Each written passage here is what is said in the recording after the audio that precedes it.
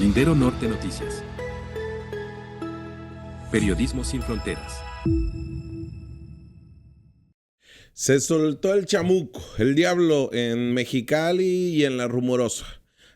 Así es el comentario popular que pues nos ha inundado en las últimas semanas, principalmente en la zona de La Rumorosa, y con los detalles que le vamos a dar a continuación de los 9 cadáveres localizados, una información que en exclusiva le hemos venido planteando a través del Lindero Norte y en nuestras redes sociales. Al igual, lo ocurrido durante este fin de semana en Mexicali, pues ya no fueron accidentes viales como tal, fueron asesinatos, entre ellos un feminicidio. Estaremos también hablando sobre este caso y un caso que también conmocionó a la comunidad cachanilla, el de este hombre que está en prisión preventiva por la agresión física que tuvo contra su hijastra, una niña de menos de 10 años de edad y que ya se encuentra vinculado a proceso.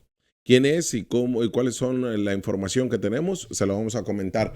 Y también una entrevista que en exclusiva le hizo Antonio Heras a Batis, quien fuera procurador de justicia en la Ciudad de México y que busca estar dentro de y que está, en esta elección del Poder Judicial de la Federación, Bernardo Batis. Así que tenemos amplio tema para analizar el día de hoy. Quédense con nosotros porque ya comenzamos.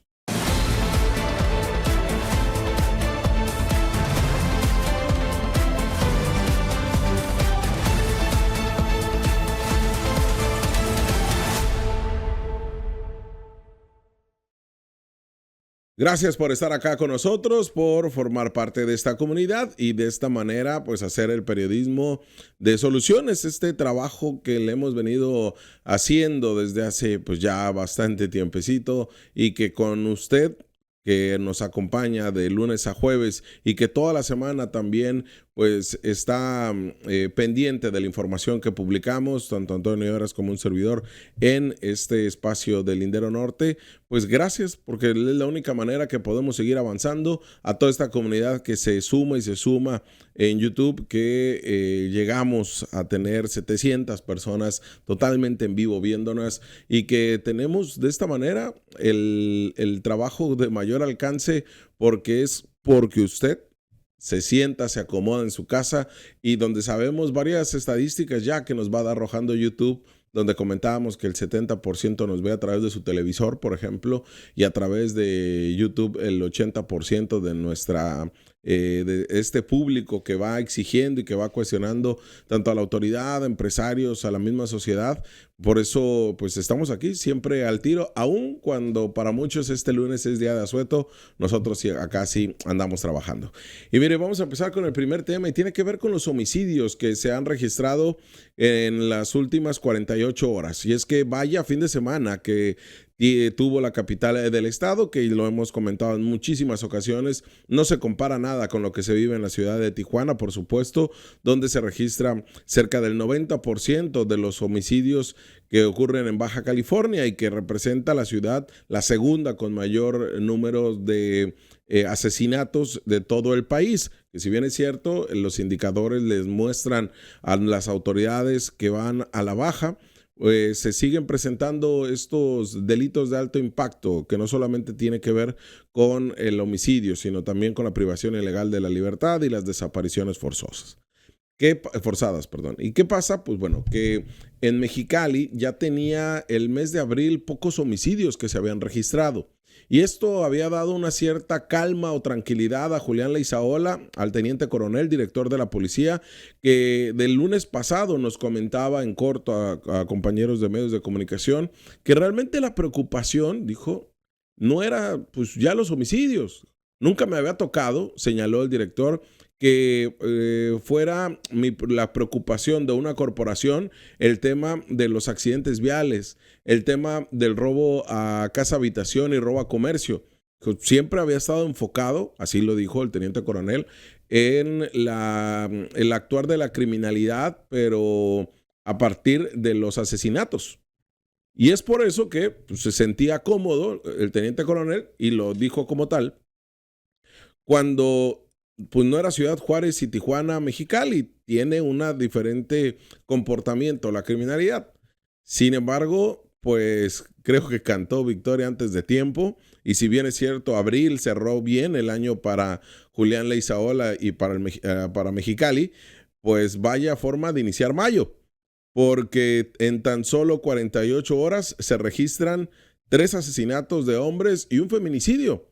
Entonces estamos hablando que pues esto de nueva cuenta le da una sacudida a la política del propio Julián Leizaola y le dice, no te me confíes tanto porque estos delitos que tienen diferente comportamiento, o sea, no es una, como se había presentado el año pasado, por ejemplo, que fue un pésimo cierre de 2024 con una alza de casi el 20% en los homicidios, rompiendo estas cifras históricas que se habían podido contener y que ahora, pues, que en esos momentos, pues hablaba, por ejemplo, de un mismo comportamiento, de una guerra entre las células del crimen organizado y que confiados estaban nuestras autoridades, tanto municipales como estatales y federales, señalando que, pues ya que se calmaran los grupos del narco, el mismo cártel de Sinaloa, los rusos y los chapitos, ya íbamos a tener una tranquilidad. Hasta en tanto, pues era un tiro entre ellos.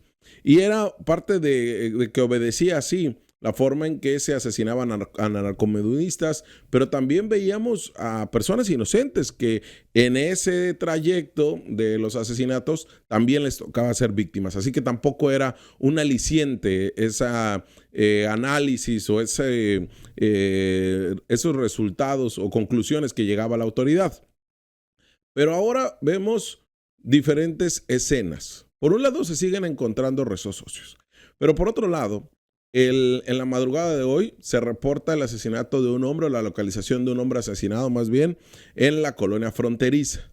Que esto, pues bueno, marca el cuarto cadáver, o la cuarta víctima, perdón, localizada, asesinada. La cuarta. Pero antes, el día domingo, tan solo el día domingo, se registran 3 asesinatos. 3 asesinatos, el de una mujer y el de 2 hombres. Empecemos primero por el caso de la mujer, porque esto ocurre en la colonia, en el fraccionamiento privado Villa Mediterránea, en donde, dicho sea de paso, se ha logrado ubicar un comportamiento desde violencia familiar, desde residencia de personas del crimen organizado y narcomenudistas y otros delitos en donde ha terminado por meterse las corporaciones policíacas a hacer aseguramientos. Ahí en Villa Mediterránea fue encontrado el cadáver de una mujer en la vía pública. Esto después de que pues se diera o se entendiera que hubo una discusión al interior entre unos esposos y que terminó siendo pues algo todavía que terminó complicándose más, porque estamos hablando del asesinato de una mujer con todos los elementos de violencia ocurrido, le digo, ahí en el fraccionamiento Villa Mediterránea, en la avenida Carinena y avenida Belsa, en el domicilio marcado con el número 1853. En ese lugar se encontraba la víctima Lorena Ramos, de 42 años de edad, originaria de Mexicali, y Carlos Alberto Moncada, de 45 años de edad.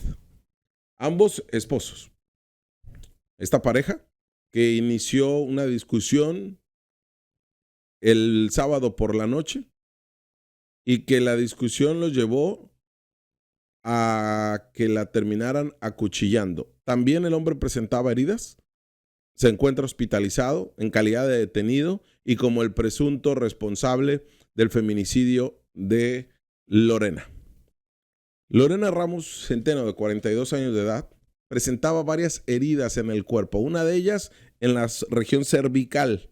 Esta herida muy profunda, que es la que se presume al final del día terminó con su vida, pero también presentaba huellas de violencia en otras partes del cuerpo y estas huellas que son muy fáciles de identificar para la autoridad, para la fiscalía en este caso. Todavía falta que el Servicio Médico Forense dé más datos al respecto, pero de acuerdo a la información que tiene fiscalía, tenía estas huellas de defensa. Se defendió de su agresor, presuntamente su esposo, quien terminó por asesinarla. De acuerdo a lo que señala la carpeta de investigación, obviamente cuenta con la presunción de inocencia. Carlos Alberto Moncada, de 45 años, pero se encuentra detenido y es el principal responsable. Todo esto ocurre, le digo, cuando la misma autoridad, alrededor de las 2 de la mañana, pues se dan cuenta, por el reporte de vecinos, que en la vía pública se encontraba Lorena. Se encontraba pues, prácticamente en un charco de sangre, ya sin signos vitales, y ya no se podía hacer nada al respecto. Ahí mismo, en esta casa de la avenida Carinena, en el fraccionamiento privado Villa Mediterránea, pues fue detenido el esposo. La vecina reportó que había 2 personas lesionadas en la vía pública, en plena vialidad. Ahí fue localizada tanto el hombre como la mujer. ¿Qué va a ser determinante? Pues la investigación de la fiscalía, pero hay muchos elementos que llevan a que el presunto responsable, su esposo, Carlos Alberto, pues fue quien realmente ocasionó este feminicidio. ¿Por qué feminicidio?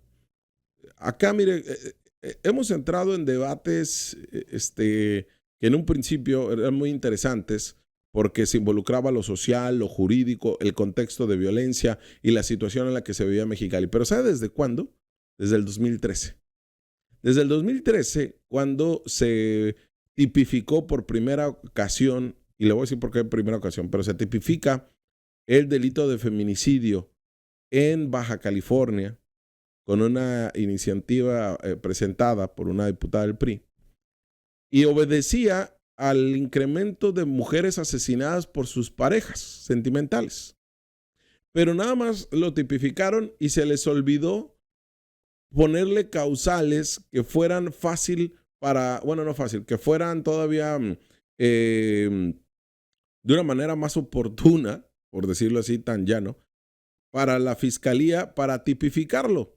Porque de 2013 al 2015 solamente se había logrado tipificar a uno. ¿Y por qué 2015? Porque en 2015 legisladoras de todos los partidos hicieron, creo que era la legislatura número 22, hicieron la modificación correspondiente para la 21, para poder de esta forma establecer causales.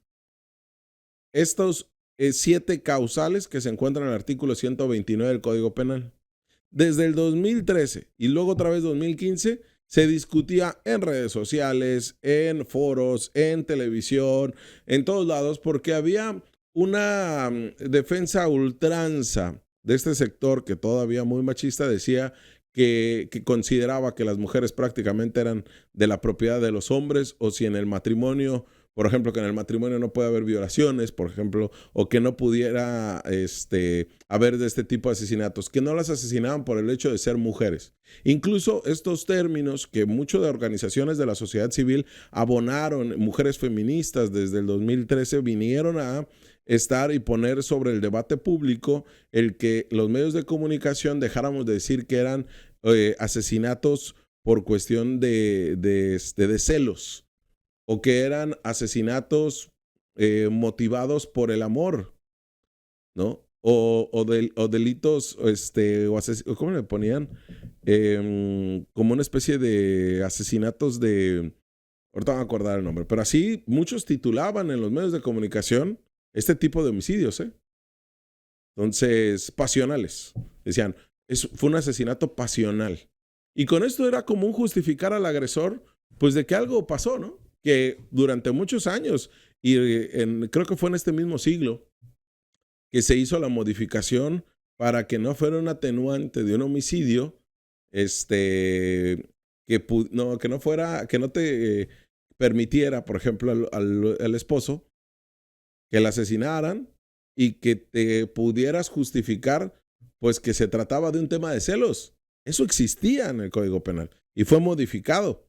Y así ha sido avanzando de manera progresiva nuestro Código Penal hasta el día de hoy, hasta el año pasado, que la fiscal Marilena Andrade la obligaron los legisladores de Morena a que en marzo del 2024, a partir de ese año y a partir de ese mes que fue publicado en el periódico oficial, en el periódico oficial de Baja California, que en el mismo artículo 129 obliga a la fiscalía a toda muerte violenta a la mujer investigarla como feminicidio. Pero eso, le digo, desde el 2013 se tipifica y se lleva el delito de feminicidio para entender las causales de la violencia, que en estas si hay simplemente que la víctima y el victimario se conocían, ya es uno de los causales. Y tiene que tener, con que sea uno, no tiene que reunir más de 2, más de 3, más de 4 o los 7. Con que sea uno, si tiene uno, puede ser tipificado como feminicidio. También, pues lo hemos platicado aquí, la manera en la que está expuesta el cadáver de la víctima en la vía pública. También entran los causales del feminicidio. Si hubo una agresión sexual previa o después de su muerte, también entra. Y así son 7. Pero son importantes porque a partir de ahí le da mayor herramientas a la fiscalía para hacerlo. Todavía la fiscalía, por ejemplo, de Perla del Socorro Ibarra, no señalaba, no tipificó jamás un caso como feminicidio en grado de tentativa, Y fue un cuestionamiento que Lindero Norte le hizo de manera recurrente cuando estaba la fiscalía, que era parte del Poder Ejecutivo, entonces Procuraduría de Justicia. Lo mismo pasó con los casos que le llegaban a Guillermo Ruiz Hernández, el Titi Ruiz, fiscal en tiempos de Jaime Bonilla Valdés, ya ahí ya como un órgano autónomo. Pero sí, este tipo de situaciones que vemos y en donde se exponen como feminicidio y que una parte de la población todavía muy aferrada en que dice no logra entender el contexto social o de violencia que llevó a que se pudieran tipificar de esta manera los homicidios contra las mujeres por razón de género y para visibilizar la situación en la que un homicidio no es lo mismo cuando matan a un hombre, puede ser por arma de fuego, puede ser por golpes, puede ser tal. No solamente la hazaña con que matan a una mujer cuando es feminicidio, sino también esta parte de la pertenencia que considera el hombre asesinando a una mujer cuando son sus parejas sentimentales, esposas, concubinas u novias.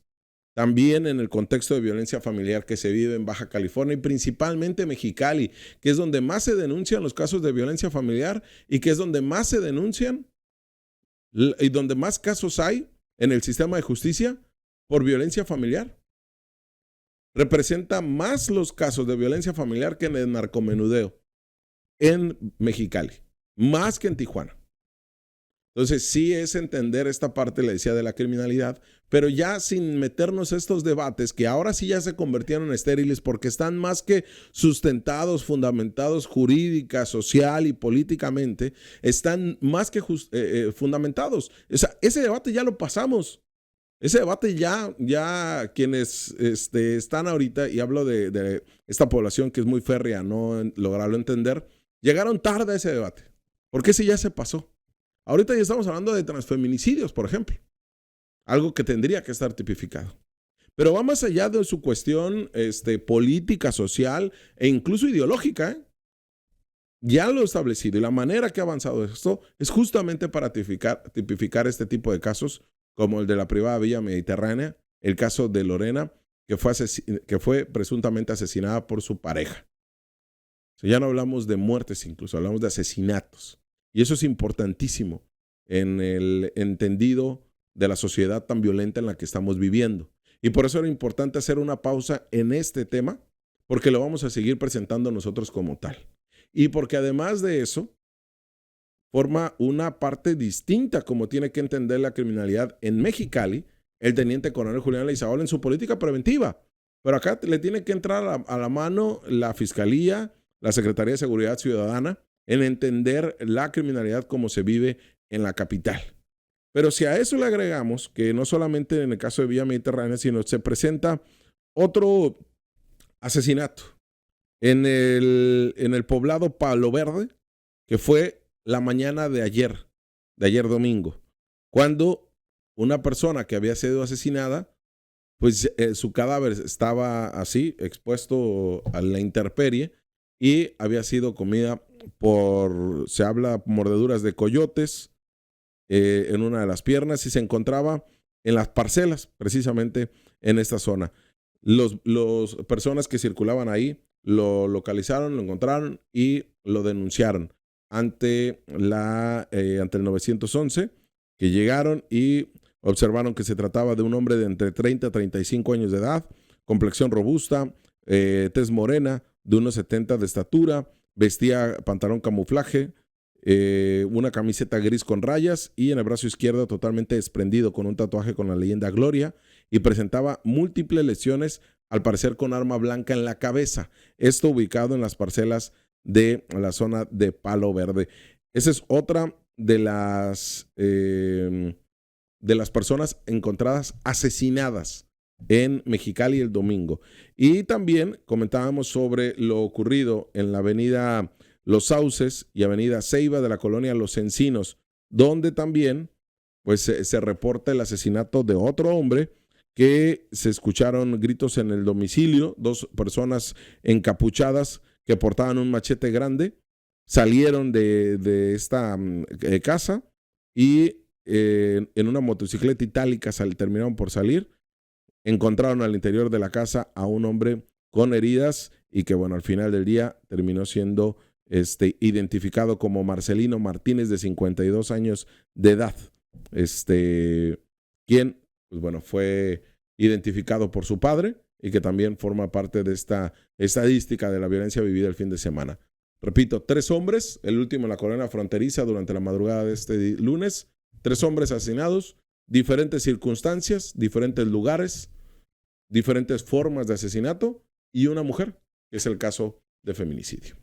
Y bueno, cambiando de tema, el día de hoy se encuentran el colectivo, la célula de búsqueda e investigación de personas desaparecidas de Mexicali, encuentra restos óseos en una zona en donde, otra vez, con el apoyo tecnológico que tiene este colectivo, localizan en la colonia Jardines Mendoza, ubicada en un terreno ahí totalmente pues, sin habitar, agreste, entre esta calle, la colonia Basolo, y la calle Novena.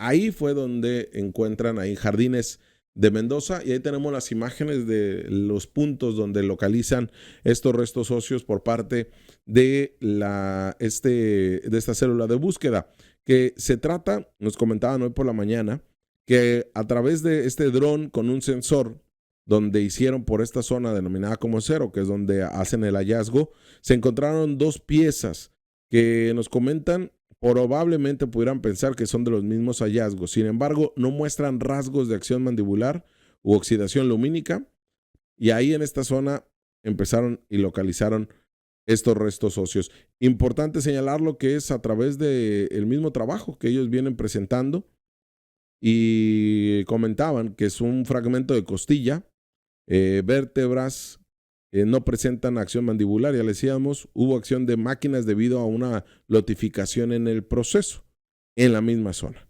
Mencionó que porque estos hallazgos muy cercanos, que se no concuerdan con una larga data de exposición lumínica, posiblemente pertenecen a los mismos hallazgos. Bueno, esto es lo que dan a conocer en Mexicali. Y con eso pasamos a lo que ocurre en La Rumorosa. Lo de La Rumorosa, que es como titulamos el video del día de hoy, esto sí es de harta preocupación. La semana pasada, en exclusiva, le informábamos sobre el hallazgo de estos 8 cadáveres, que el viernes la autoridad, la fiscalía, termina por reconocer que hubo un 9º hallazgo. Hay que recapitular un poco de la información que le dimos a conocer la semana pasada y que hemos ido abundando conforme hemos estado investigando lo que está ocurriendo en el poblado de La Rumorosa, que no solamente es poner las red flags, ponerte en sobreaviso. Esto ya es una zona de peligro, una tierra de absolutamente nadie. Bueno, sí, de los grupos del crimen organizado. Actualmente hay una pelea que se vive entre el cártel de Sinaloa y el Cártel Jalisco Nueva Generación.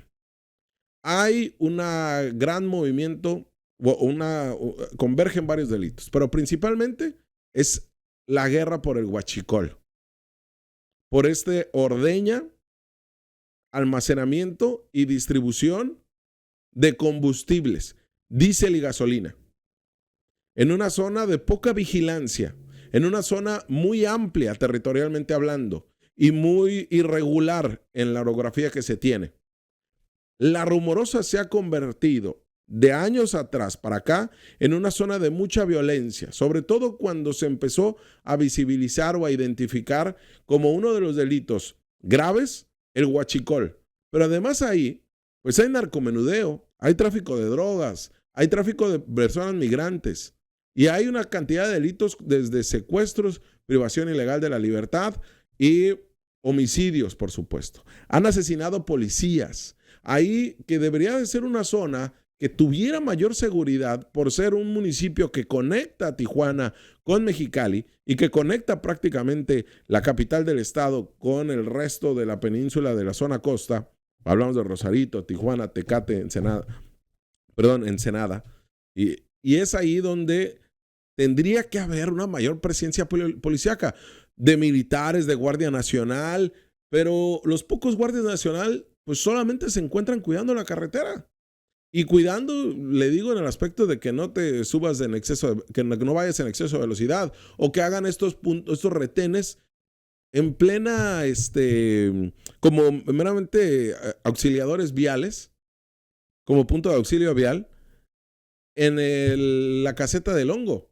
Pero párale de contar, quienes han asumido ahí el trabajo de a de veras, el operativo, el para ir por los malandros es los militares y no hace mucho la policía estatal. Pero esta tierra de nadie, donde ya hemos visto que se incrementa la criminalidad en datos o en cifras alarmantes, pero no es reconocida por la autoridad. Se le cuestionó desde la semana pasada a Laureano Carrillo, secretario de Seguridad, y señalaba que no había ningún toque de queda, que se tenía muy bien identificado las zonas donde operaban estos grupos del crimen organizado. No han querido señalar de manera abierta, salvo lo que hace el año pasado decía la Fiscalía y este año también, con las privaciones ilegales de la libertad, con las quemas de ranchos y de casas, con el conflicto que se vivía desde el interior de la cárcel del Hongo con el Chiquilín, hoy ya muerto, y todo esto lo que ha representado el Cártel Jalisco Nueva Generación en esa zona.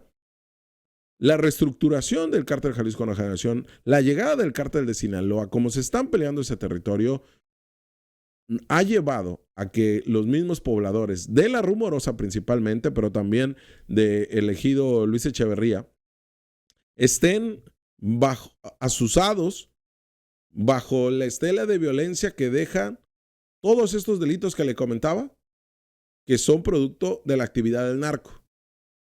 Y esta zona de la Rumorosa, que tiene que tener un trabajo de la policía distinto, que ojalá, decíamos la semana pasada, Omar García Harfuch voltee a ver lo que está ocurriendo en Tecate, pero que le den los números reales. Para eso se requiere que Baja California, la Secretaría de Seguridad Ciudadana y la Fiscalía le den los números reales y que tengan acá en Baja California a alguien, el gobierno de México, para que vea cómo está el panorama de seguridad. No basta con que impusieron al secretario de Seguridad Ciudadana en Tijuana, no basta con que tengan intervención en la Secretaría de Seguridad Ciudadana también de Baja California, porque se requiere otro tipo de análisis, ya un análisis científico de los datos y de cómo vas a hacer una política pública en las diferentes ciudades de Baja California que actúan totalmente distinta el crimen organizado. Y Tecate, lo grave que estamos viendo, ya escaló a un homicidio, al robo de una casa habitación, al tráfico de drogas o a la muerte de migrantes. Esto ya escaló a cobros de piso, a un toque de queda impuesto por los mismos pobladores de la Rumorosa, a un miedo en el que viven tanto colectivos de búsquedas de personas, los comerciantes, los dueños de ranchos. O sea, esto ya escaló. Y lo tiene que reconocer la autoridad. Y tiene que identificarlo, porque lo dicen en las mesas de seguridad.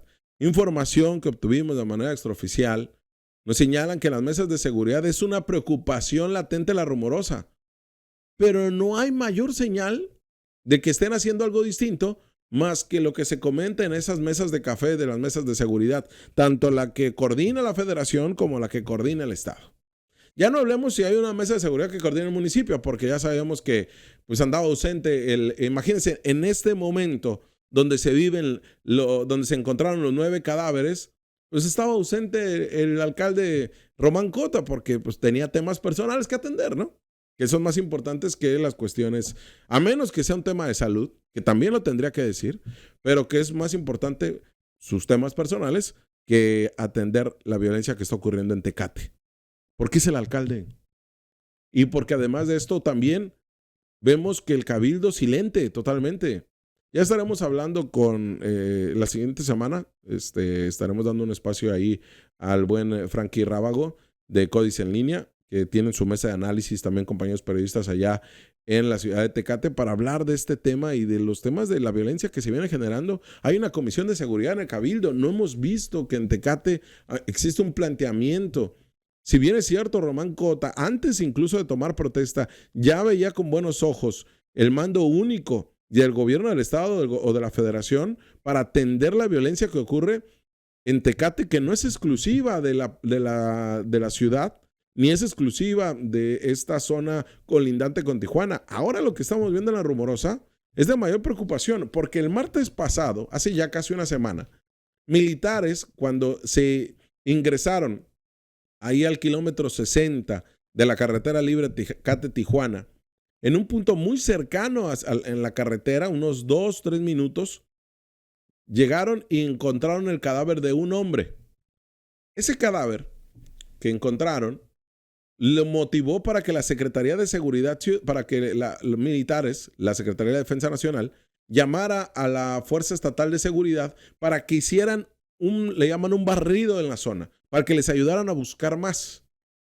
Los militares pidieron el apoyo de la Secretaría de Seguridad, porque obviamente quien es el secretario es pues un general, y pues hay una coordinación militar con la Secretaría. En eso es lo bueno que nos deja todo esto, ¿no? Esta imposición. Pero llegaron y el miércoles temprano encontraron 5 cadáveres más. Bueno, encontraron 4 cadáveres más, que con el que habían encontrado antes eran 5. Y luego encontraron, cuando los agentes de la Fuerza Estatal empezaron a caminar por esta zona, que está a espaldas de una casa hogar para adultos mayores y que está en una zona donde hay ranchos, donde hay una zona de senderismo, donde hay casas, donde hay comercios, donde hay restaurantes. Todo esto hay en esta misma zona donde le comento, pero es muy amplio el terreno. Ahí localizan 2 osamentas y unos restos óseos. Estos semienterrados, pero los demás, cada uno en una fosa clandestina, aparte, cada uno. ¿Qué pasa?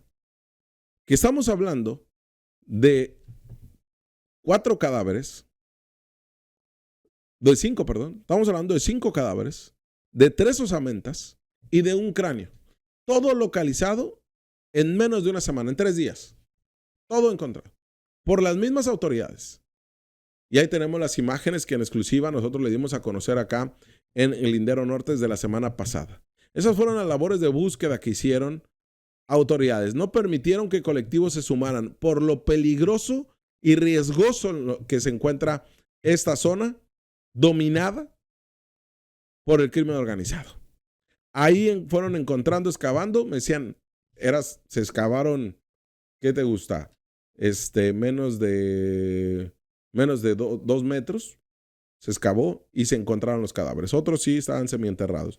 Se encontraron y le dábamos cuenta aquí sobre las particularidades de prendas. Incluso una de las osamentas también pertenecía a una mujer.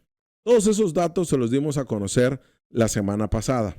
Pero ahora tomó mayor relevancia, porque el fin de semana nosotros aquí le comunicábamos en exclusiva que el cuerpo, el cadáver encontrado de una de las 2 mujeres, se trataba de Gloria Elena Ramos Hernández, de 46 años de edad.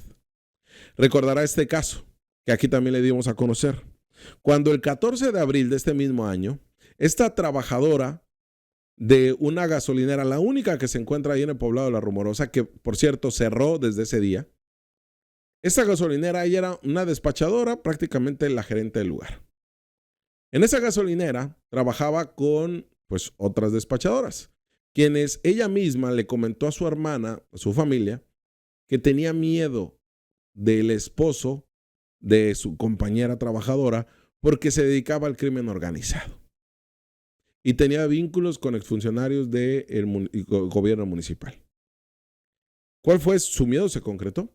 Esa misma tarde que le hizo la última llamada a su hermana, donde le decía que tenía miedo que le fueran a hacer algo ese día y por lo tanto estaba como escondida en el baño, llegaron un grupo armado, encapuchados, a bordo de 2 vehículos y la privaron de la libertad. Se la llevaron en contra de su voluntad. Los tatuajes de Gloria Elena Ramos, como uno que tenía de la Santa Muerte, otros tatuajes que traía en el cuerpo, en la pierna, en los brazos, en el pecho, fueron importantísimos junto con su vestimenta para que los familiares pudieran identificarla. Le faltaba que el laboratorio de genética del gobierno, de la fiscalía, uno que se encuentra en Tecate, determinara que era el 100%, pero ya los familiares ya lo tenían. Además de los brackets que tenía, si ponemos otra vez la fotografía de Gloria Elena Ramos, que los brackets que tenía, le digo, la vestimenta y los tatuajes fueron importantes para pues localizar o identificar plenamente que se trataba de esta despachadora, de esta gasolinera, que fue desaparecida, privada de su libertad, el 14 de abril. Menos de 2 kilómetros. 2 kilómetros de la gasolinera al punto donde fue encontrado en una fosa clandestina. Menos de 2 kilómetros. Ahí fue encontrada esta mujer, madre de familia, trabajadora, asesinada. Y no solamente eso, que la información que nosotros pudimos recopilar y que obtuvimos investigando, preguntando, haciendo el análisis de los datos, cruzando información, se pudo constatar, sobre todo después que lo reconocen los familiares, que el 9º cadáver localizado en esta misma zona y que Fiscalía señalaba que tenía una data de que fuera enterrado de 2 a 3 semanas, correspondía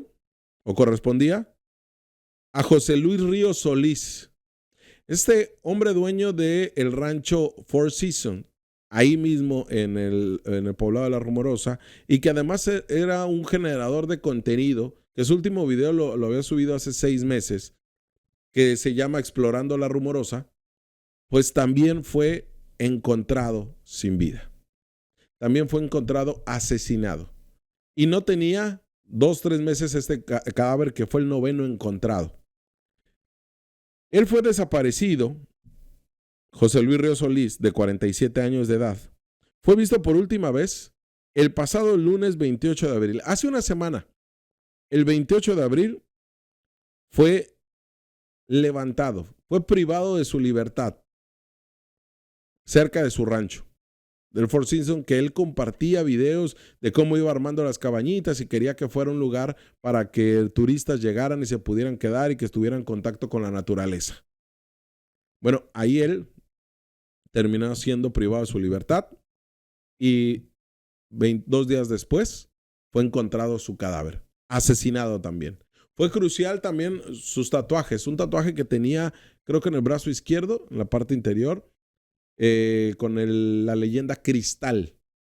Así tenía el nombre, al parecer, de mujer, Cristal.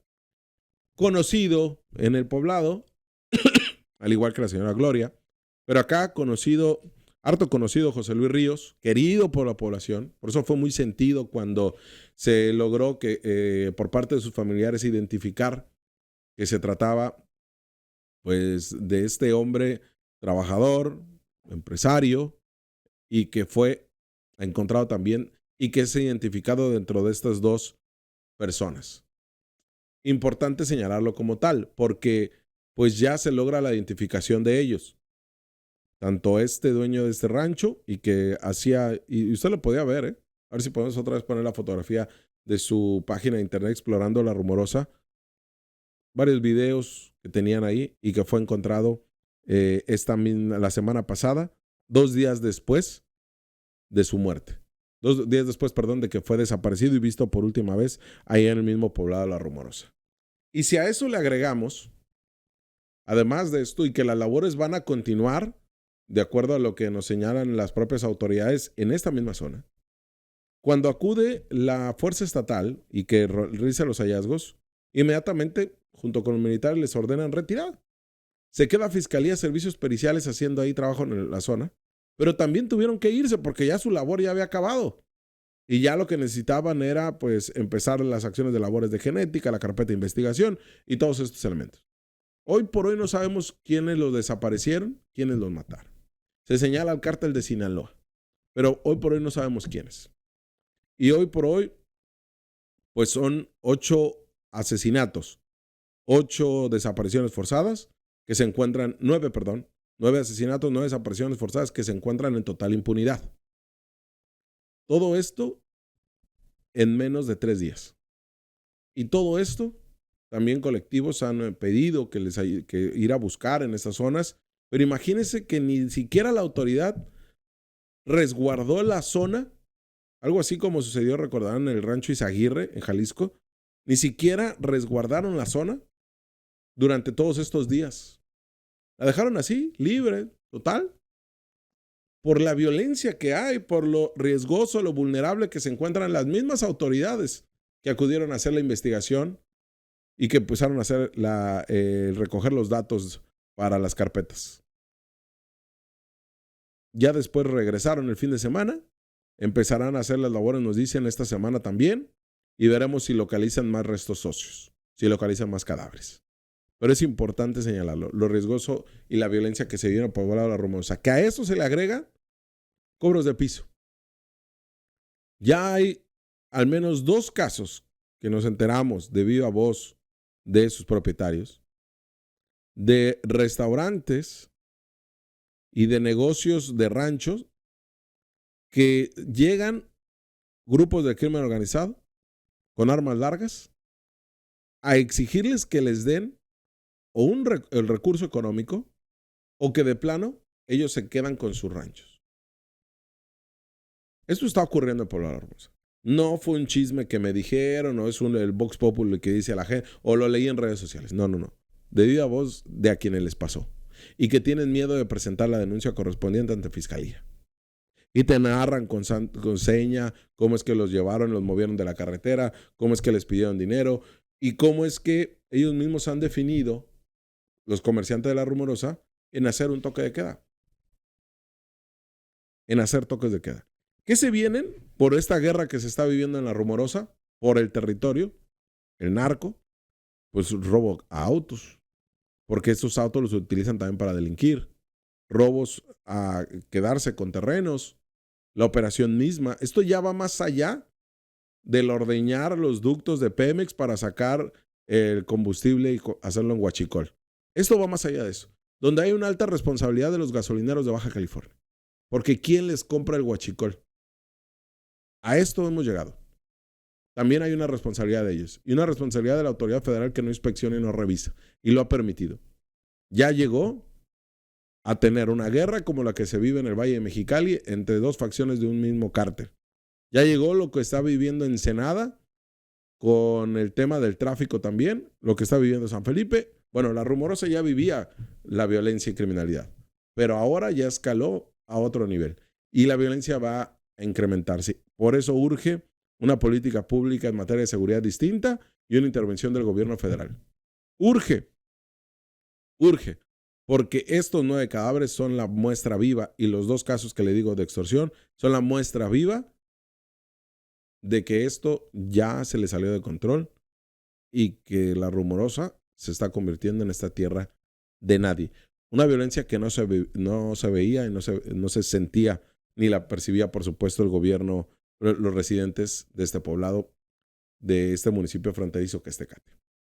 Y bueno, déjenme cambiar totalmente de tema porque este es un caso que conmocionó a la población, que conmocionó a la comunidad mexicalense.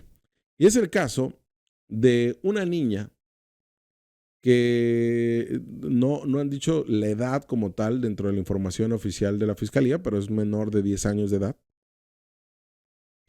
cuyo padrastro, que ya tenía denuncias denuncias de parte de su mamá, denuncias de haber golpeado a la misma niña, el pasado 14 de abril, alrededor de las 7:30 de la tarde, cuando salían de una tienda Oxxo ubicada sobre Boulevard Lázaro Cárdenas y Anillo Periférico y se dirigían a su casa en González Ortega, viajaban en este carro Carlos Gabriel, su pareja sentimental, y en el asiento de atrás su hijastra, la hija de su pareja sentimental, una niña.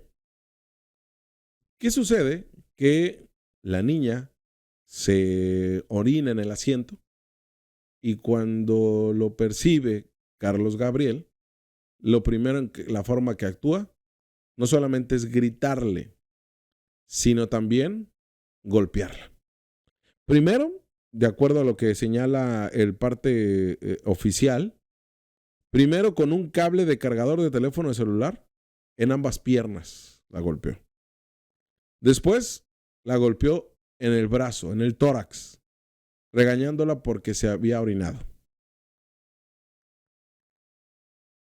Después terminó por golpearla en el rostro con la mano.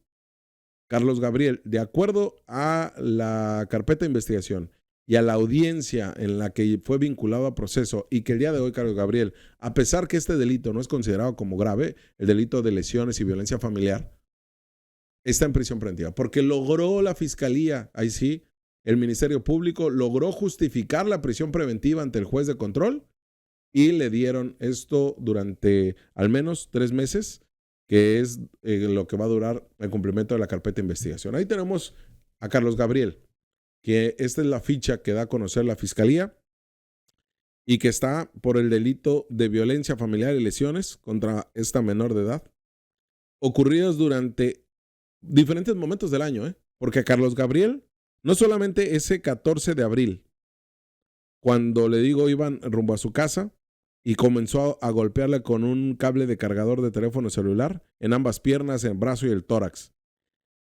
Y que después le terminó golpeando con la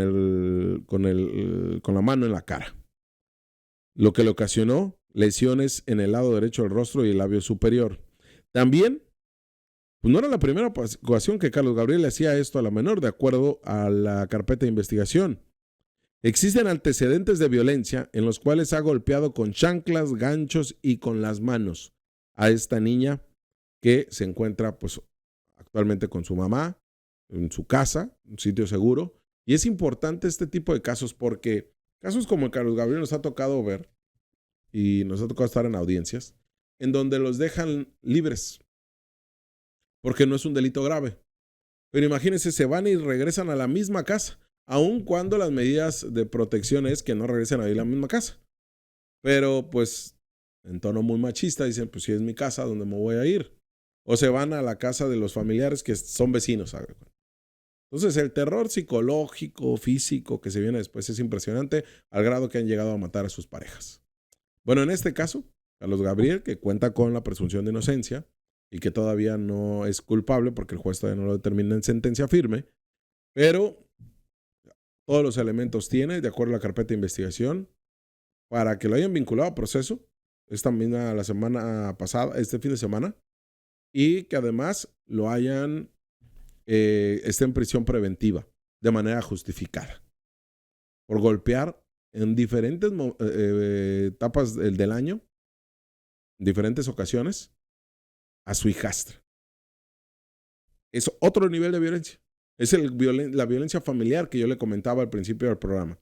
Y la mayor casos que son denunciados y que se llevan ante el banquero de los acusados o ante el juez, en Mexicali es el municipio que más se presenta. No digo que en los demás municipios no se presente, sino que al final del día muchos no se anuncian, por ejemplo en San Quintín. no se lo llegan a denunciar porque no hay una cercanía de la fiscalía, porque hay un tema cultural que se vive por parte de las mujeres, una de los hombres violentadores principalmente, de las mujeres de no acudir a denunciar por diferentes elementos, pero sí vemos que en Mexicali es donde más se denuncian y donde más, por ende, casos se llevan ante el juez. Pero este caso, le digo, sí conmocionó a la comunidad mexicalense, lo habíamos publicado este fin de semana, porque a Carlos Gabriel lo vincularon a proceso. Y bueno, déjeme pasar a esta entrevista que en exclusiva le hizo Antonio Eras, quien, pues bueno, ya sabe que también acá sale, reportea, va a conferencias de prensa, nos comparte información, por eso es importante y muy oportuno que nos siga en linderonorte.com.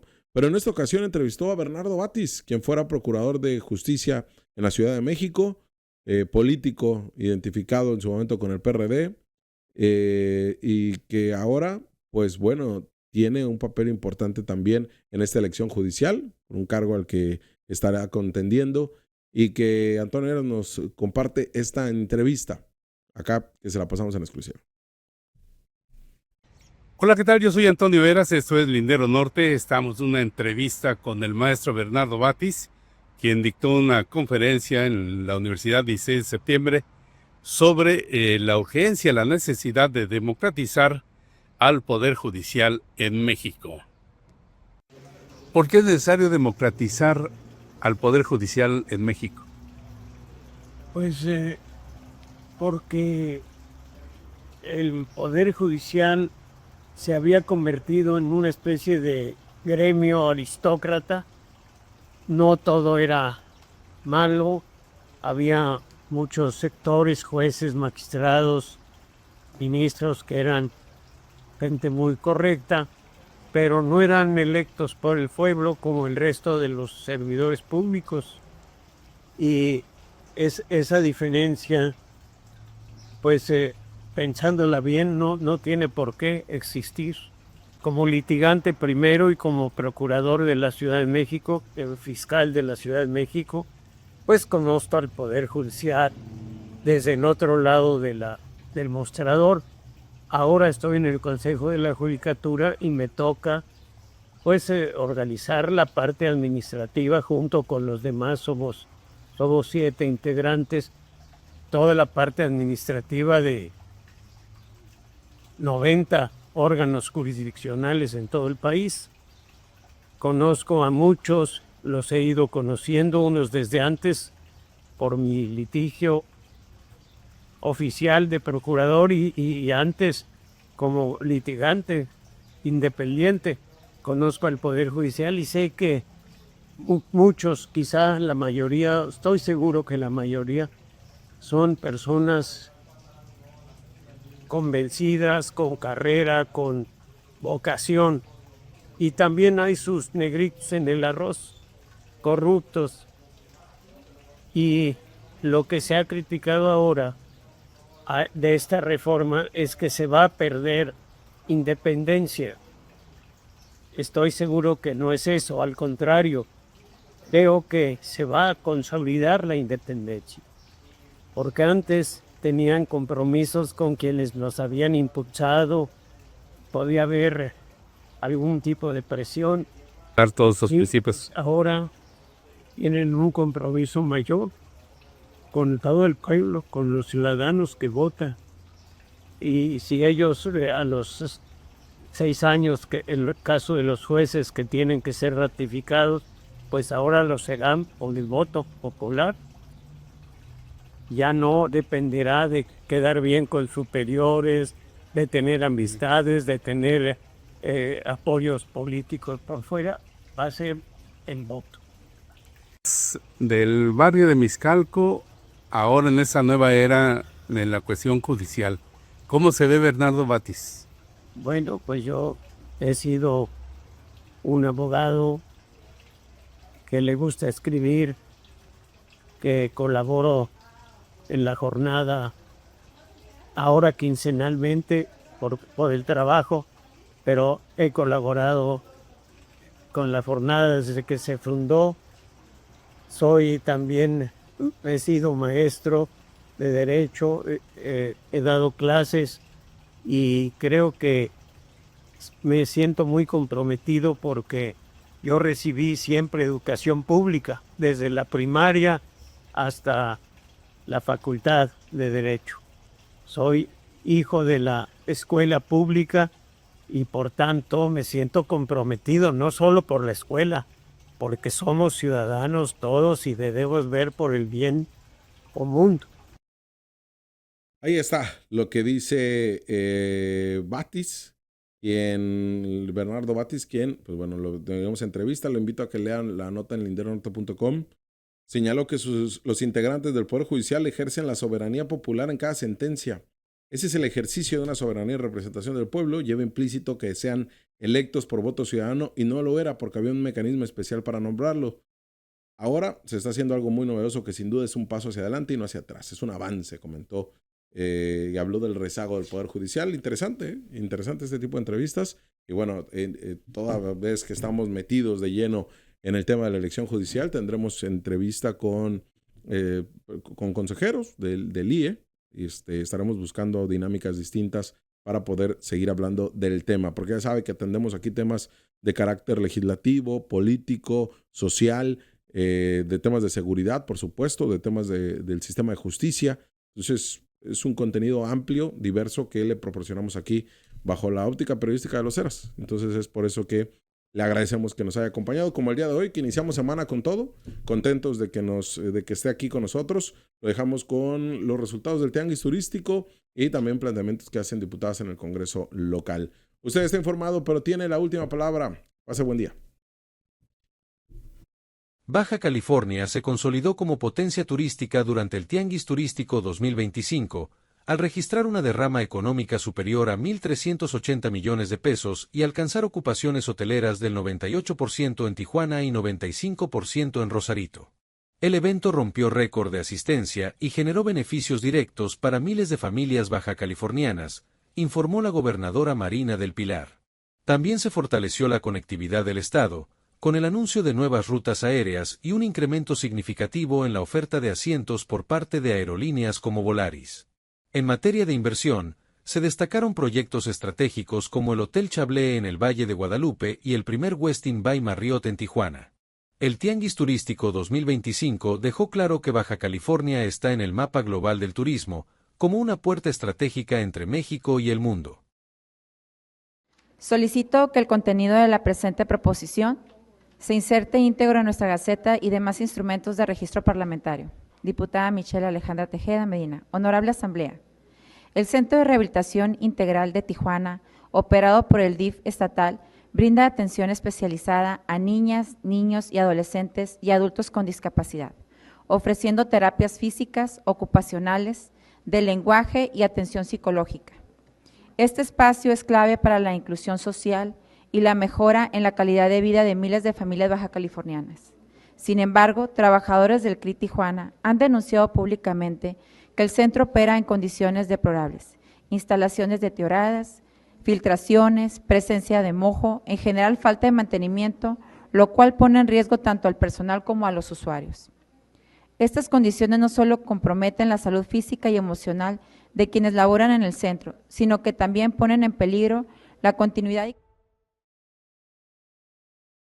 El gobierno de Mexicali invirtió más de 6 millones de pesos para renovar más de 10,000 metros cuadrados en Avenida Tierra Blanca, de Calzada Heroico Colegio Militar a calle Bahía de Los Ángeles. Hoy es una avenida más segura que te permite traslados más rápidos y reduce accidentes.